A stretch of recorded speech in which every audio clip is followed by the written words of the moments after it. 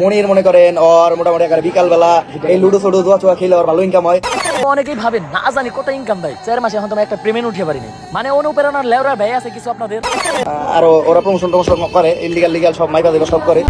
তো hey guys, welcome back. I hope কি তোমরা সকলেই ভালো আছো এন্ড আমিও আলহামদুলিল্লাহ। এন্ড আমাদের আজকের ভিডিও টপিক থরস অফ বিলালকে অপমান করছে মনির অন ফায়ার এন্ড তুমুর অন ফায়ারের নতুন ভিডিও কবে আসবে, এর সাথে আরো কিছু গুরুত্বপূর্ণ আপডেট তোমরা জানতে পারবে আজকের ভিডিওতে। গাইস, ভিডিওর মূল পয়েন্টে যাওয়ার আগে তোমরা সবাই কমেন্টে বলো তোমরা কে কেউ মুর অন ফায়ারের নতুন ভিডিওর জন্য অপেক্ষা করতেছো।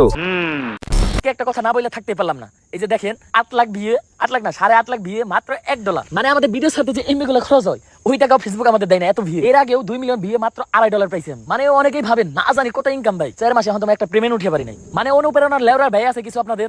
দেখো, অনুপ্রেরণার আরেক নাম থরস অফ বিলাল। তো রিসেন্ট একটা বিষয় তোমরা কম বেশি অনেকেই লক্ষ্য করছো, থরস অফ বিলালের 3.6 মিলিয়নের ফেসবুক পেজটি হ্যাক হয়ে গেছে। এখন আমি তার বিষয়ে যতটুকু জানছি, যতটুকু শুনছি, যতটুকু দেখছি তাতে বুঝতে পারলাম সে একজন ভালো কন্টেন্ট ক্রিয়েটর এন্ড একজন ভালো মনের মানুষ। এখন আজকে তার এই দুঃখের দিনে আমি এন্ড তাকে যারা মন থেকে পছন্দ করে তারা সবাই কষ্টে আছে। এখন আমরা কষ্টে আছি ঠিকই, বাট তার যে হেটার্স আছে তারা খুবই খুশিতে আছে। এখন এই খুশি আবার তাদের বেশি দিন থাকবে না। তো মনির অন ফায়ারের ভিডিওর উদ্দেশ্যে আমি বলতে চাই, দেখো থরস অফ বিলাল অনুপ্রেরণা দিতে চাইছে তাদেরকে যারা মন থেকে একজন ভালো কন্টেন্ট ক্রিয়েটর হতে চায় তাদের। কিন্তু ভুলবশত তার এই অনুপ্রেরণাটা নিছে কিছু লোভী মানুষ যারা শুনছে থরস অফ বিলাল 3 মাসে 44 লক্ষ টাকা ইনকাম করছে। এখন তারাই টাকা লোভ করে নিজেরাও এখন কন্টেন্ট ক্রিয়েট করা শুরু করছে। এখন থরস অফ বিলাল 3 মাসে 44 লক্ষ টাকা ইনকাম করছে, বাট সেইটা বলতে ভুলে গেছে 44 লক্ষ টাকা ইনকাম করতে তার কতটা পরিশ্রম করা লাগছে, কতটা কষ্ট করতে হয়েছে। নিঃসন্দেহে তুই ঠিক কথা বলেছিস।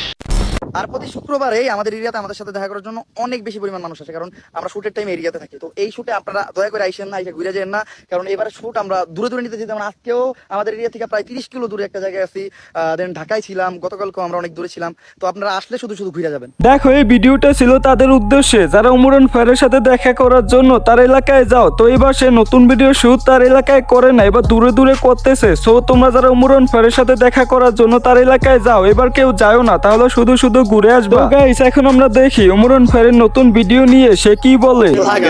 জাস্ট একবার চোখ মুখের অবস্থা দেখেন ভাই, কি পরিমাণ রোদ আজকে, মুখটা পুড়ে গেছে গা। এমনি তো কালা মানুষ, মানে পুরা মুখই পুড়ে গেছে গা। আর শুটের 6ষ্ঠ দিন, অবস্থা খুবই খারাপ। আর জাস্ট হয়তো 25 থেকে 30% শুট বাকি আছে, হয়ে যাবে, ভিডিও আসতেছে। দেখো, যেইটুকু শুট বাকি ছিল মনে হয় তা হয়ে গেছে, কারণ রিসেন্ট তোমরা ইউটিউবে কমিউনিটি পোস্ট দেখতে পারছো এন্ড এখানে তোমরা তাদের ফার্স্ট লুক দেখতে পারছো এন্ড তাদের ভিডিওর কমিউনিটি পোস্ট যেহেতু হয়ে গেছে তার মানে 3-4 দিনের ভিতরে ভিডিও আসবে। তো গাইস, তাদের ভিডিও কোন টপিকে আসবে এন্ড তাদের নতুন ভিডিও কেমন হতে পারে এন্ড কে কে তোমরা নতুন ভিডিওর জন্য অপেক্ষা করতেছো তারা সবাই কমেন্টে বলো। আজকের মতো বিদায় নিচ্ছি প্রিয়, ভিডিওটি ভালো লাগলে লাইক করে দিও। তো টিল দেন, আল্লাহ হাফেজ। হ্যাঁ।